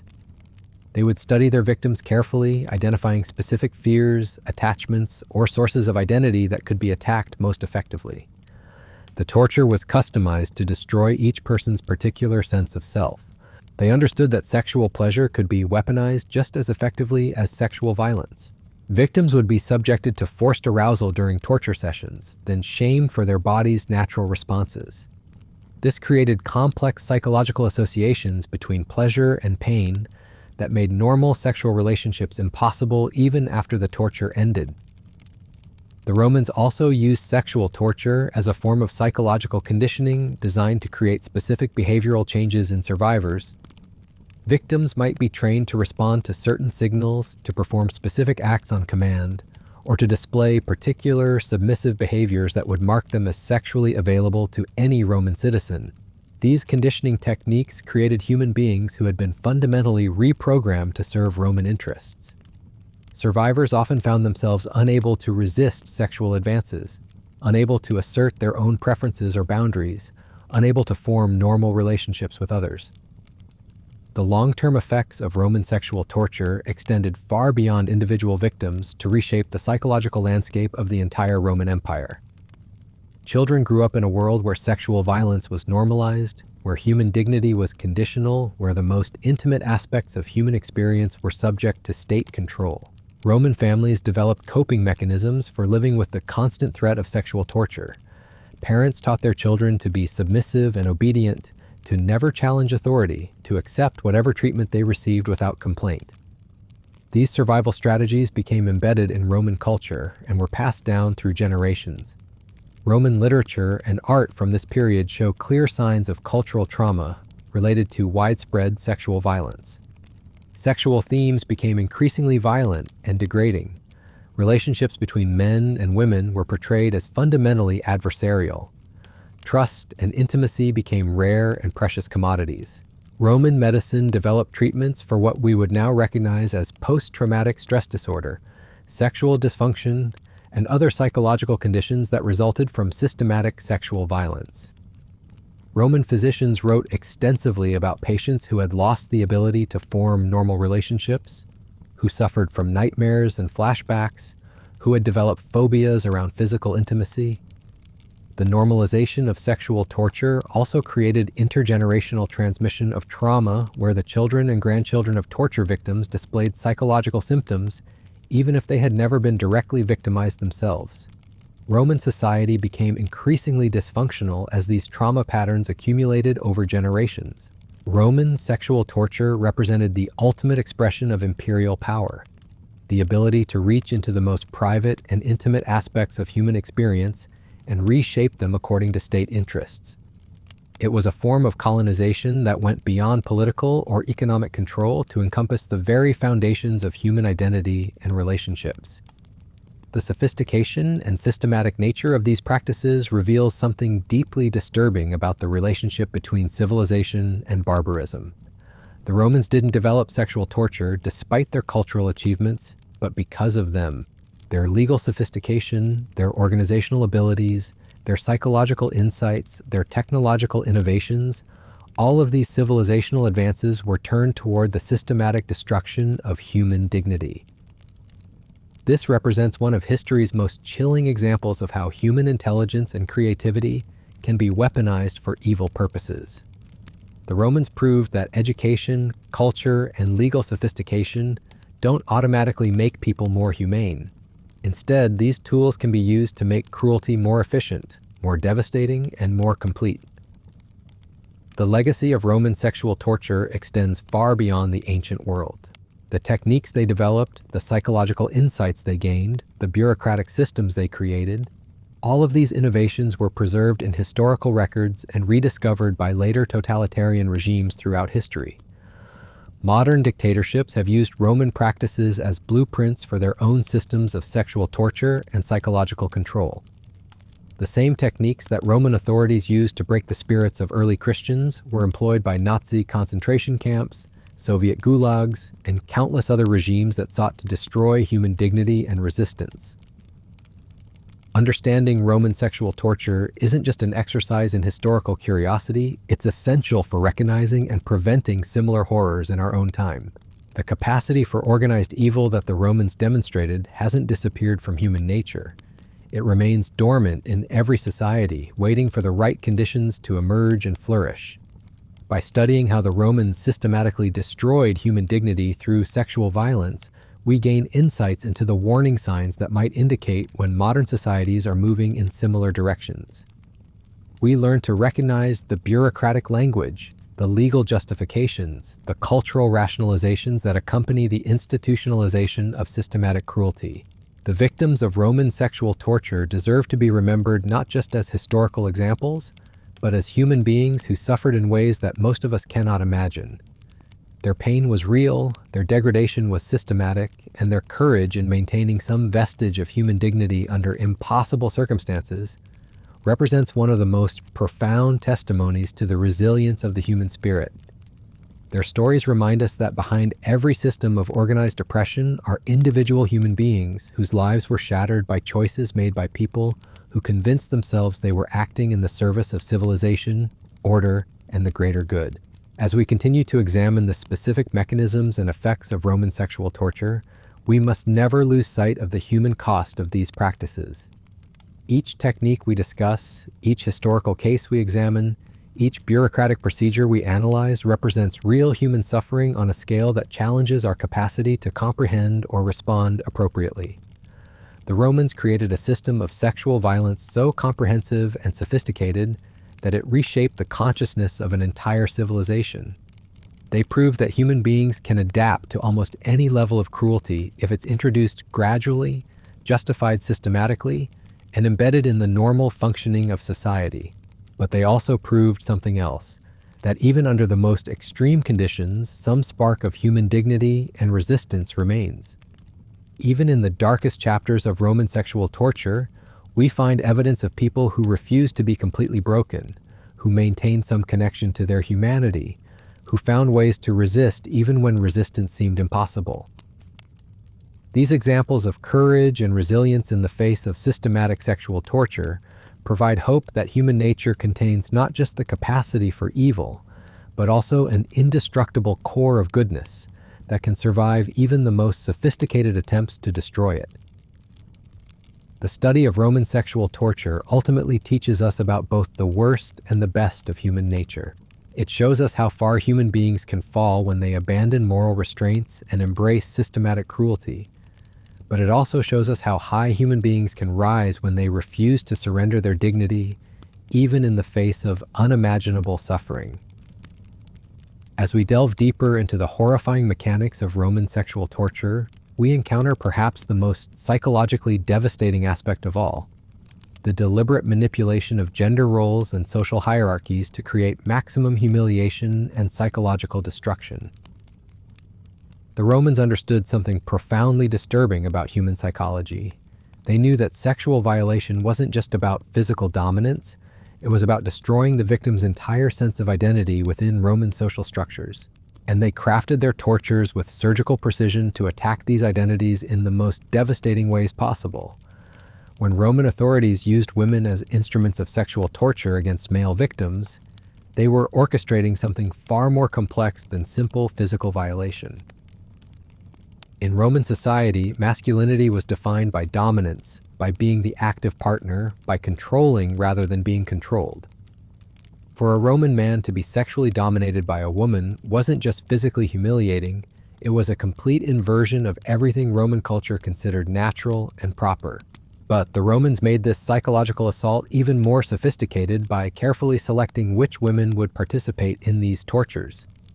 Sometimes they would use slave women, adding the degradation of being dominated by someone Roman society considered barely human. The victim wasn't just being sexually violated, he was being violated by a person who had no legal rights, no social standing, no recognized humanity in Roman eyes. Other times they would force noble Roman women to participate, creating a different but equally devastating form of psychological destruction. These women were supposed to embody Roman virtues of modesty, chastity, and feminine submission. When they were compelled to become sexually aggressive, to dominate men, to take active roles in sexual violence, they were being transformed into something Roman society considered monstrous and unnatural. The women forced into these roles suffered their own form of complete identity destruction. Roman femininity was defined through passivity, through sexual purity, through devotion to family and domestic virtue. When Roman authorities forced women to become sexually aggressive dominators, they were stripping away every aspect of what made these women recognizably feminine in Roman eyes. These female participants often emerged from torture sessions as psychologically shattered as their male victims. They had been forced to destroy their own identity as virtuous Roman women, while simultaneously destroying the masculinity of their victims. The Romans had engineered a system where single acts of sexual violence created multiple layers of psychological devastation. The use of Roman men as instruments of sexual torture revealed equally calculated psychological manipulation. When Roman authorities wanted to break female victims, they would select male participants based on careful analysis of what would cause maximum humiliation and social destruction. Sometimes they would force high-ranking Roman men to participate in the sexual torture of women from their own social class. A senator might be compelled to sexually violate the wife or daughter of another senator, destroying not just the immediate victims, but the bonds of respect and mutual protection that held Roman elite society together. The psychological impact on these forced male participants was severe and lasting. Roman men were expected to be protectors of Roman women, especially women of their own social class. Being forced to become violators instead of protectors created cognitive dissonance and moral trauma that could never be fully resolved. Other times, Roman authorities would use men from the lowest social classes to torture noble women. Slaves, gladiators, criminals, men who Roman society considered barely human would be forced to sexually violate women who had previously been far above them in social status. The message was unmistakable. Roman power could reduce the most exalted women to objects for the use of the most despised men. This social inversion created a particular form of humiliation that went beyond physical violation. The women weren't just being sexually assaulted, they were being forced to submit to men who Roman culture taught them to consider inferior beings. Their social identity was being destroyed along with their physical dignity. But perhaps most psychologically damaging were the impossible choices Roman authorities would force on their victims. Male prisoners might be told they could avoid being tortured themselves if they agreed to torture others. They might be offered protection for their families in exchange for participating in sexual violence against strangers or even acquaintances. These choices created psychological wounds that never healed. Men who participated to save themselves or their loved ones were haunted by guilt and self-loathing for the rest of their lives. They had been transformed from victims into perpetrators, forced to become complicit in the very system that was destroying them. Those who refused these offers often had to watch their families suffer anyway, adding the torture of helplessness to their own physical violation. Either choice led to psychological destruction, but the Romans seemed to take particular pleasure in forcing people to make these impossible decisions. The Romans also developed techniques that played on Roman concepts of honor and family loyalty in especially cruel ways. They would force fathers to choose between being violated themselves or watching their sons being tortured. They would make mothers decide whether to participate in the sexual torture of their daughters or see their entire families destroyed. Whatever choices these family members made would haunt them forever. The Romans understood that forcing people to become complicit in the destruction of their loved ones created a particular form of psychological trauma that went far beyond simple victimization. The question of physical attractiveness in Roman sexual torture reveals disturbing truths about how these practices were designed and implemented. Contrary to what you might expect, physical beauty often made the torture more psychologically devastating rather than providing any protection or mercy. When the Romans tortured physically attractive women, they took deliberate steps to destroy that beauty as an integral part of the punishment. Beautiful women would have their faces systematically scarred with knives or heated brands. Their hair would be cut off or burned away completely. Their bodies would be marked with permanent tattoos or mutilations that would forever identify them as sexually available to anyone. The destruction of beauty wasn't incidental to these tortures, it was central to their psychological impact. The Romans understood that physical attractiveness was a form of power and social currency, particularly for women in their society. By systematically destroying that attractiveness, they were stripping away not just physical appeal, but social value and personal identity. Beautiful women who survived Roman sexual torture often found themselves trapped in a particularly cruel psychological limbo. They retained enough memory of their former attractiveness to be constantly reminded of what they had lost, but they were marked and scarred in ways that made them permanent social outcasts. These survivors existed in a painful space between their former identity as desirable women and their current status as marked and degraded objects. They could neither fully embrace their destroyed present nor return to their lost past, creating a form of ongoing psychological torture that lasted for the remainder of their lives. The torture of physically attractive men followed similar patterns but incorporated different psychological dimensions. Roman culture prized masculine beauty, but only when it was combined with dominance, strength, and social power. An attractive man who had been sexually violated and feminized became a living contradiction, a visible reminder of how completely Roman authority could transform even the most physically blessed individuals. These men were often deliberately kept alive and visible in Roman society, specifically to serve as warnings to others. Their destroyed beauty became a testament to Roman power, living proof that even the gifts of the gods could not protect someone from Roman authority if they challenged the system or found themselves on the wrong side of politics. Their continued presence in Roman society served as constant advertisements for the futility of resistance. Every time someone saw these formerly beautiful men, now marked and feminized by sexual torture, they were reminded that no amount of physical gifts or personal advantages could provide protection from Roman power. But the Romans were equally systematic and cruel in their treatment of physically unattractive victims. They developed specific tortures that emphasized and exploited physical shortcomings rather than simply ignoring them. Unattractive women might be forced into sexual situations where their lack of conventional appeal became an additional source of humiliation and degradation. They would be mocked for their appearance even as they were being violated, creating multiple simultaneous layers of psychological assault. The torture attacked not just their sexual autonomy, but their self-worth and dignity as human beings who deserved basic respect regardless of their physical appearance. The Romans developed particularly cruel practices around what they cynically called beauty contests, where prisoners of varying physical attractiveness would be forced to compete sexually for slightly reduced punishment or marginally better treatment. These competitions were designed to destroy solidarity among prisoners, while creating additional layers of shame and humiliation based on physical appearance. Winners of these contests faced their own unique form of psychological trauma. They knew they had gained small advantages through the comparative humiliation of others, creating guilt and self-blame that added to their existing trauma. They were forced to feel grateful for slight improvements in treatment that were still fundamentally degrading and abusive. Losers in these competitions were subjected to enhanced punishments while being constantly reminded that even among the tortured and degraded, they were considered the lowest and least valuable.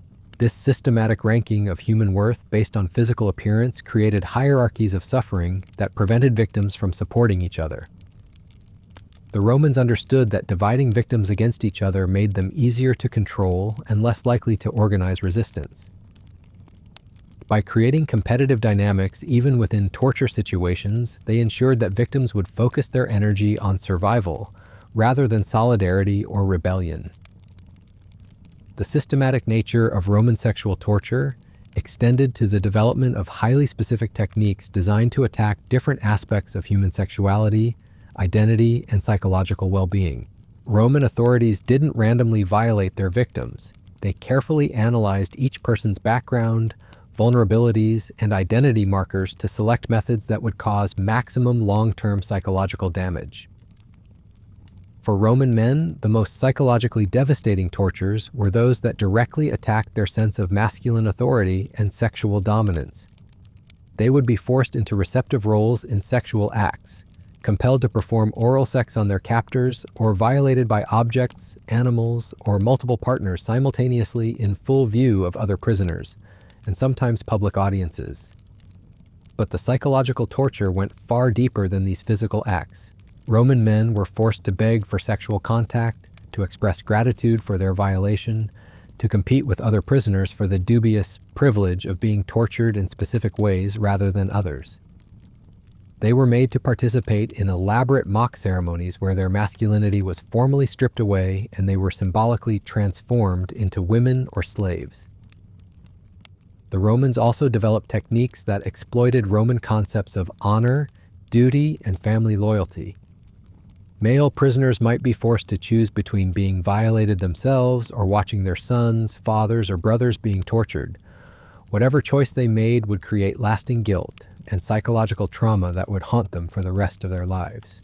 Some men chose to sacrifice themselves to protect their family members, only to discover that the Romans would torture their loved ones anyway after forcing them to watch the man's degradation. Others chose to protect themselves, then lived with the knowledge that they had prioritized their own welfare over that of their family members. For Roman women, the tortures were specifically designed to attack their sense of virtue, modesty, and sexual purity, which form the core of female identity in Roman society.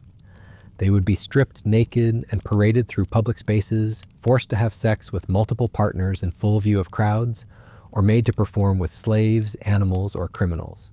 But Roman authorities understood that for many women, the loss of sexual autonomy wasn't necessarily the most devastating aspect of these tortures.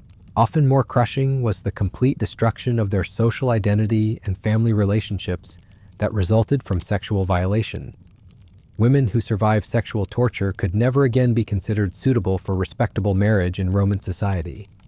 They could never again hold their proper place in the social hierarchy, never again be seen as virtuous daughters or mothers, never again participate fully in the religious and social activities that defined Roman womanhood.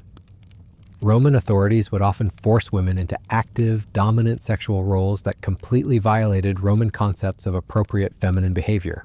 They would make women penetrate other prisoners using various devices, force them to take aggressive roles in sexual encounters, or compel them to direct and participate in the torture of other victims. This forced masculinization was considered almost as shameful as sexual violation itself in Roman culture. Women who were made to act in masculine ways were seen as unnatural monsters who had violated the fundamental order of the universe.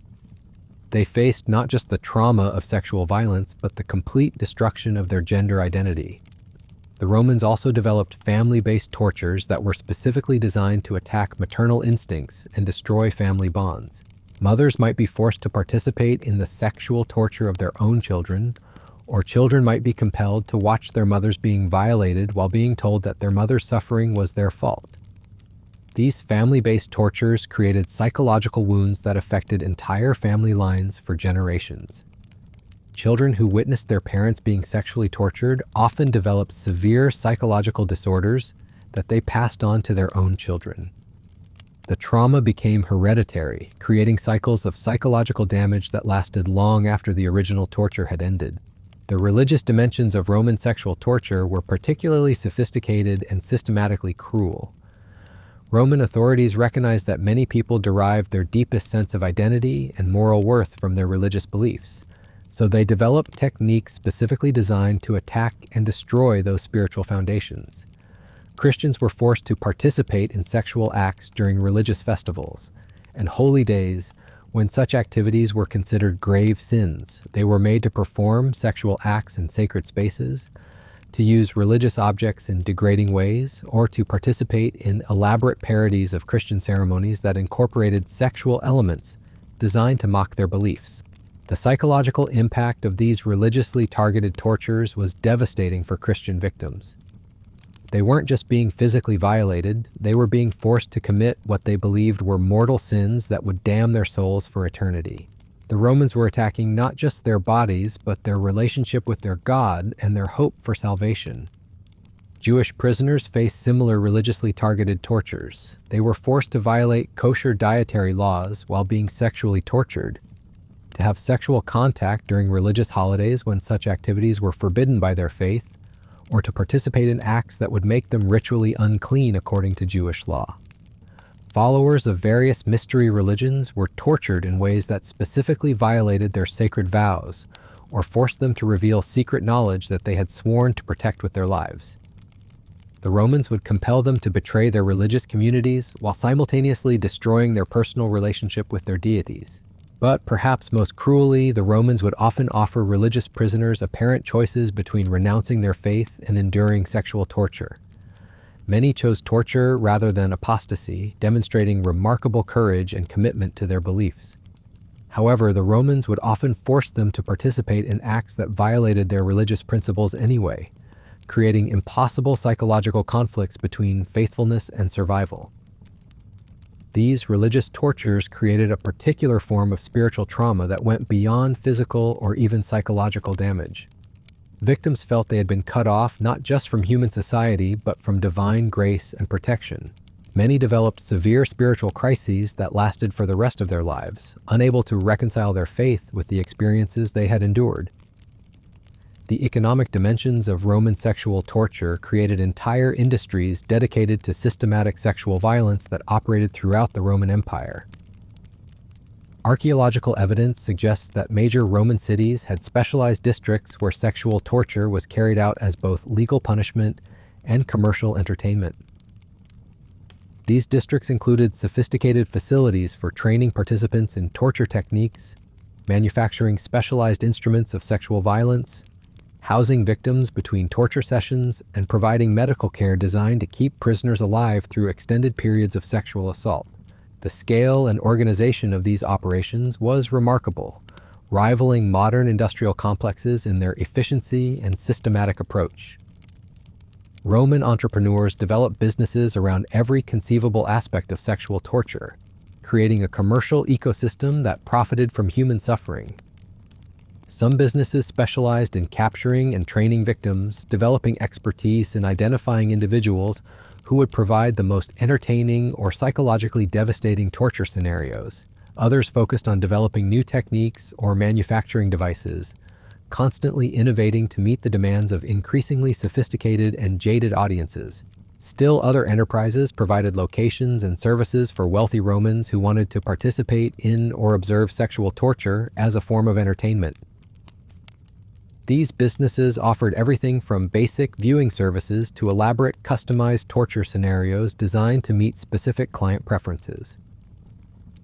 The Romans created detailed market systems for different types of victims based on their physical appearance, social background, cultural origin, and personal characteristics. Detailed price lists were established for various categories of sexual torture, with premium rates charged for particularly attractive victims, exotic foreigners, or especially elaborate and creative torture scenarios. Roman legal documents reveal the bureaucratic sophistication with which these markets were regulated and taxed. There were official quality standards for torture services, formal procedures for resolving disputes between customers and service providers, and systematic tax collection systems that generated substantial revenue for the Roman state from commercial sexual violence. The normalization of commercial sexual torture created powerful feedback loops where increasingly extreme practices became routine business necessities. As Roman audiences became desensitized to basic forms of sexual violence, entrepreneurs felt constant pressure to develop new and more shocking services to maintain profitability and market share. This commercial dynamic also created powerful economic incentives for the continuation and expansion of sexual torture practices throughout Roman society. Too many people were making too much money from systematic sexual violence for the system to be easily reformed or eliminated, even when some Romans began to question its morality or effectiveness.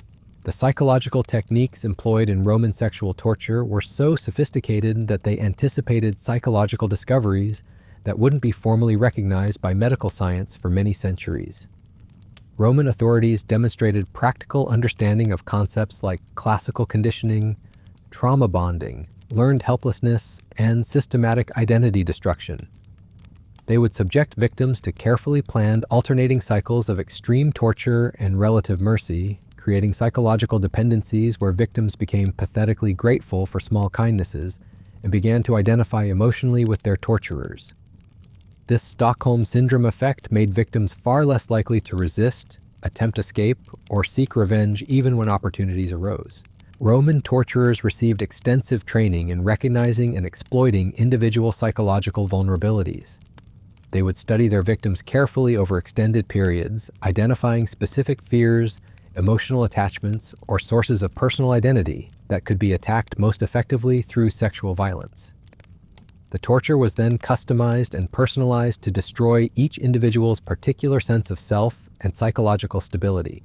What worked to break one victim might be completely ineffective against another, so Roman torturers developed sophisticated diagnostic skills to identify the most devastating approaches for each person. They understood that sexual pleasure could be weaponized just as effectively as sexual violence in creating lasting psychological damage. Victims would be subjected to forced sexual arousal during torture sessions, then systematically shamed and degraded for their body's natural physiological responses to stimulation. This created complex and contradictory psychological associations between pleasure and pain, arousal and shame, physical response, and moral identity. Victims often found it impossible to experience normal sexual feelings or relationships for the rest of their lives, as their bodies had been conditioned to associate sexual response with degradation and violation. The Romans also employed sexual torture as a sophisticated form of behavioral conditioning designed to create specific long-term changes in survivors' personalities and social behavior.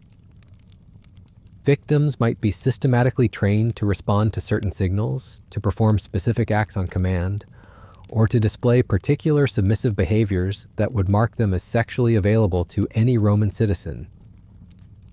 These conditioning techniques created human beings who had been fundamentally reprogrammed to serve Roman social and political interests. Survivors often found themselves psychologically unable to resist sexual advances from Romans, unable to assert their own preferences or boundaries, and unable to form normal relationships with people from their own cultural backgrounds. The long-term societal effects of Roman sexual torture extended far beyond individual victims to reshape the entire psychological and cultural landscape of the Roman Empire. Children grew up in a civilization where sexual violence was normalized, where human dignity was treated as conditional and revocable, where the most intimate aspects of human experience were subject to arbitrary state control. Roman families developed complex coping mechanisms for living with the constant threat of sexual torture. Parents taught their children to be reflexively submissive and obedient, never to challenge authority figures, and to accept whatever treatment they received without complaint or resistance. These survival strategies became deeply embedded in Roman culture and were transmitted through generations. Roman literature and artistic expression from this period show unmistakable signs of widespread cultural trauma related to the normalization of sexual violence. Sexual themes in poetry, theater, and visual art became increasingly violent, degrading, and dysfunctional. Relationships between men and women were consistently portrayed as fundamentally adversarial rather than collaborative or loving. Trust and genuine intimacy became rare and precious commodities in a society where sexual violence was always a possibility. Roman writers described a world where authentic emotional connections were dangerous luxuries that could be exploited by authorities seeking to control or punish individuals. Roman medical practitioners developed extensive treatments for what we would now recognize as post-traumatic stress disorder, sexual dysfunction, chronic anxiety, and other psychological conditions that resulted directly from the systematic sexual violence that permeated their society. Roman physicians wrote detailed case studies of patients who had completely lost the ability to form normal relationships, who suffered from persistent nightmares and flashbacks, who had developed severe phobias around physical intimacy or social interaction, and who displayed symptoms of what we now understand as complex trauma disorders. The normalization of sexual torture also created patterns of intergenerational trauma transmission, where the children and grandchildren of torture victims displayed serious psychological symptoms and behavioral problems, even if they had never been directly victimized themselves. Roman society became increasingly psychologically dysfunctional as these trauma patterns accumulated and compounded over multiple generations. Roman sexual torture represented the ultimate expression of imperial power.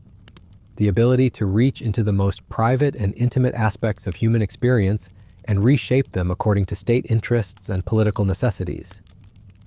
It was a form of psychological colonization that went far beyond traditional political or economic control to encompass the very foundations of human identity, relationships, and consciousness. The sophistication and systematic nature of these practices reveals something profoundly disturbing about the relationship between civilization and barbarism in human societies. The Romans didn't develop sexual torture despite their remarkable cultural achievements, legal innovations, and intellectual sophistication. They developed it because of these advances.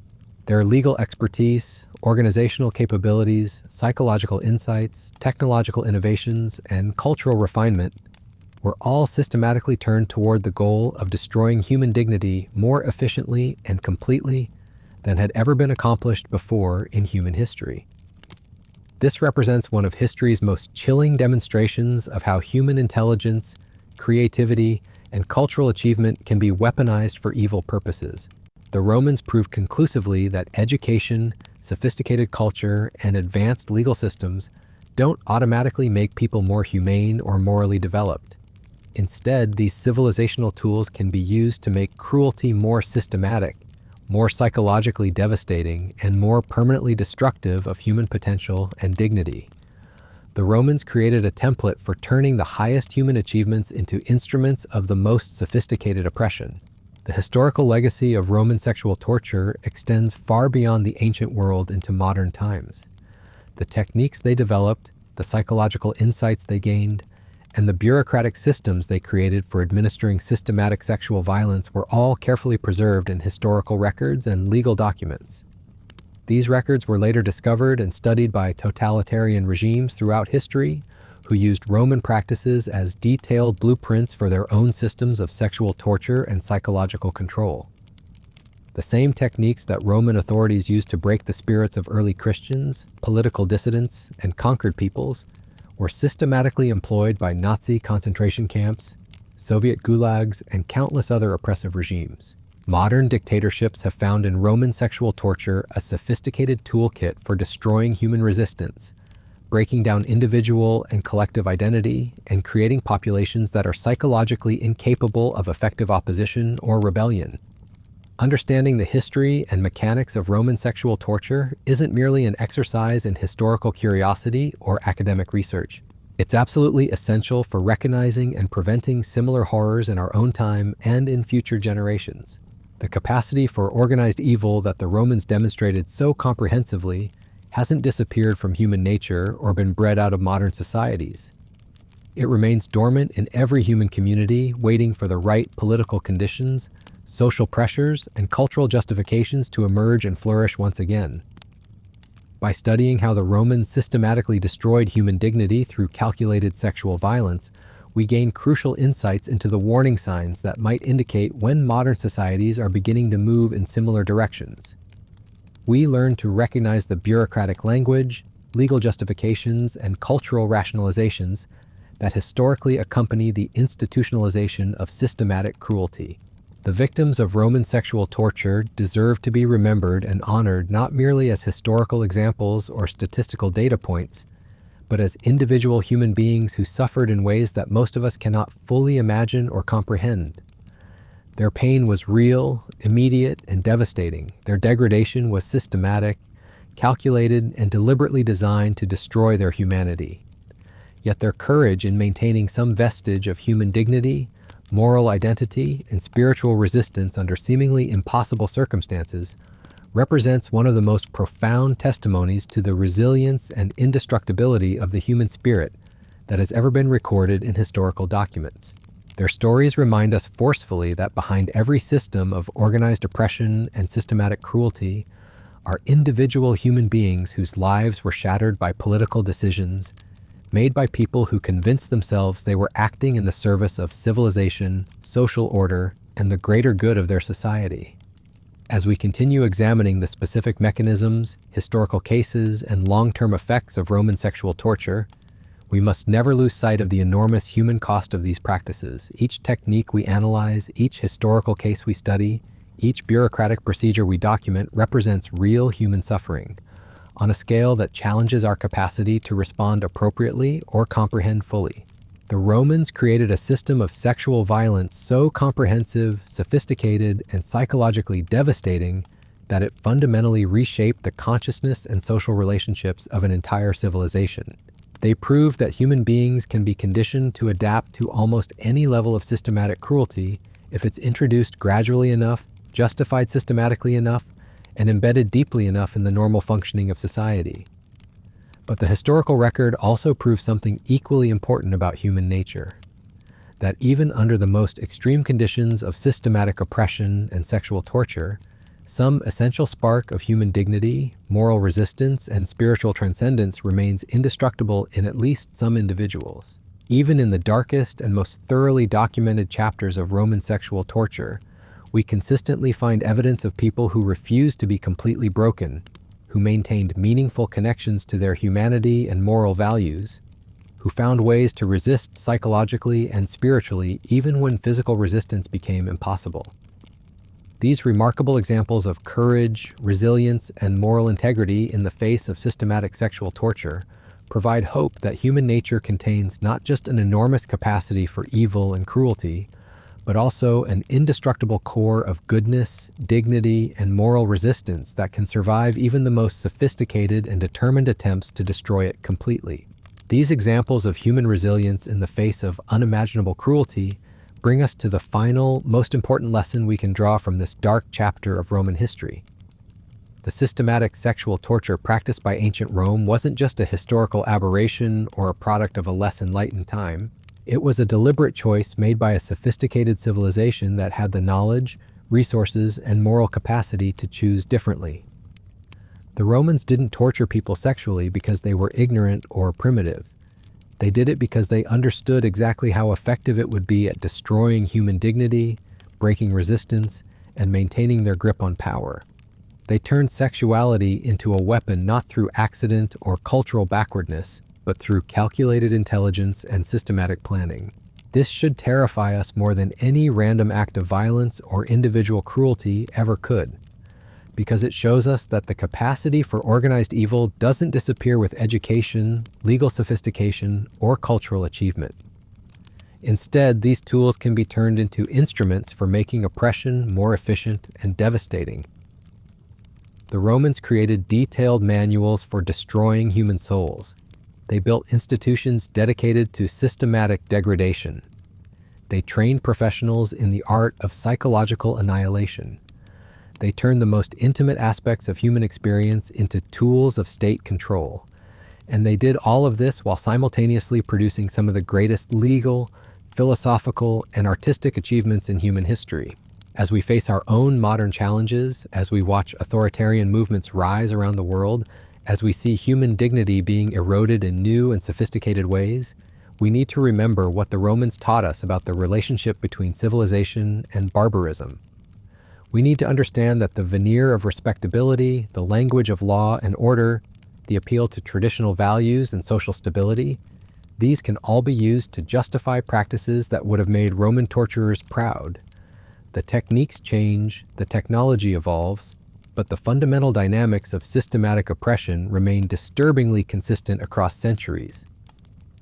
The victims of Roman sexual torture call out to us across the millennia with a simple message: never again. Never again should human beings be reduced to objects for the use and disposal of state power. Never again should sexuality be weaponized to break the human spirit. Never again should the most intimate aspects of human experience be subject to political control. But their voices also carry a more complex and challenging message. They remind us that never again isn't just about preventing the exact same horrors from recurring. It's about recognizing the warning signs, understanding the psychological mechanisms, and resisting the incremental steps that lead societies down the path toward systematic cruelty. The Romans didn't wake up one morning and decide to implement comprehensive sexual torture programs. They got there through a series of smaller compromises, individual justifications, and gradual normalizations.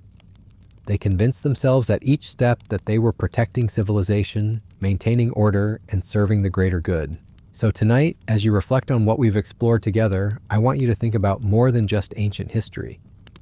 I want you to consider what lessons these long-dead victims might have for our own time. What would they want us to watch for? What would they want us to resist? What would they want us to remember? They would want us to remember that human dignity is not negotiable, not conditional, not subject to political expediency or social convenience.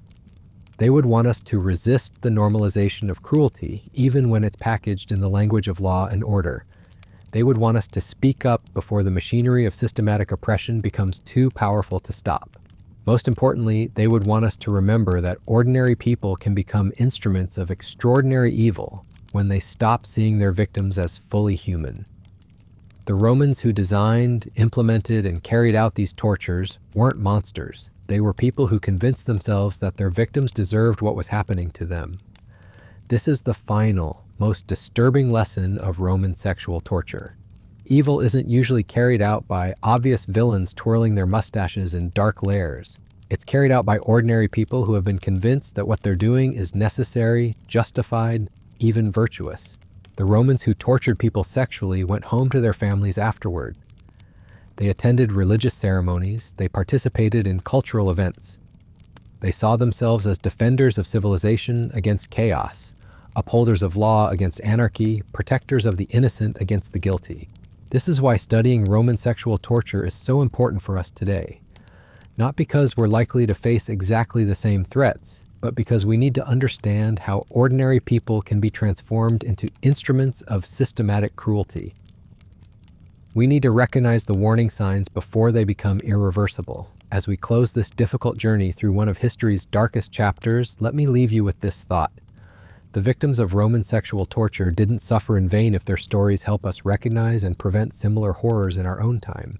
Their pain becomes meaningful if it teaches us to be more vigilant, more courageous, more committed to protecting human dignity wherever it's threatened. We owe them that much. We owe them our attention, our understanding, and our commitment to ensuring that their suffering contributes to a better, more humane future for all of us. Thank you for taking this difficult journey with me tonight.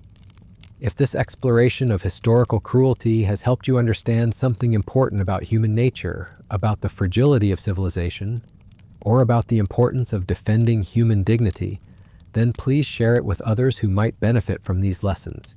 And remember, the best way to honor the victims of systematic oppression is to remain vigilant against its return. History doesn't repeat exactly, but it does echo.